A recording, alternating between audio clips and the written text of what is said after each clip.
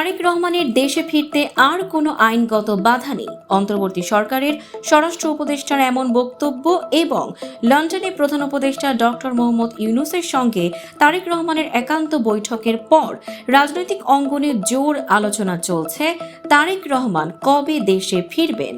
জাতীয় নির্বাচনের তারিখ ও তফসিল ঘোষণার পরই ফিরছেন বিএনপির ভারপ্রাপ্ত চেয়ারম্যান, এমন ইঙ্গিত দিয়েছেন দলটির শীর্ষ নেতারা।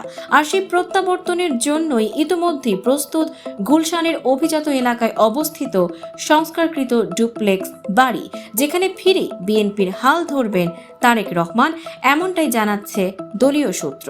গুলশান 2 এভিনিউ রোডের 196 নম্বর বাড়িটি বিএনপি চেয়ারপারসন খালেদা জিয়ার ভাড়া বাসা ফিরোজার ঠিক পাশেই। প্রায় 1.5 বিঘা জমির ওপর নির্মিত এই বাড়িটি আগে ভাড়া নিয়ে ব্যবহার করত ব্রিটিশ আমেরিকান টোব্যাকো বাংলাদেশ। প্রায় 6 মাস আগে মালিকানা হস্তান্তরের পর শুরু হয় রাজনৈতিক প্রত্যাবর্তনের প্রস্তুতি।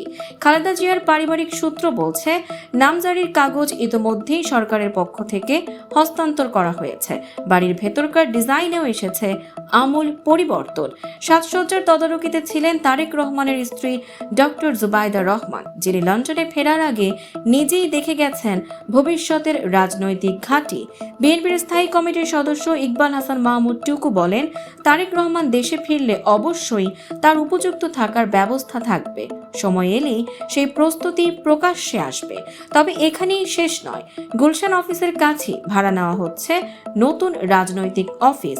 তারেক রহমান দেশের মাটিতে পা রেখেই সেখান থেকে পরিচালনা করবেন আসন্ন নির্বাচনী কার্যক্রম। রাজনৈতিক বিশ্লেষকরা বলছেন, দীর্ঘ প্রবাস জীবনের পর এই প্রত্যাবর্তন হতে পারে বিএনপির জন্য এক কৌশলগত মোড় বদল। আর সবদিকেই প্রশ্ন, আগামী নির্বাচনের আগে বড় কোনো ধাক্কা দেবে কি বিএনপি?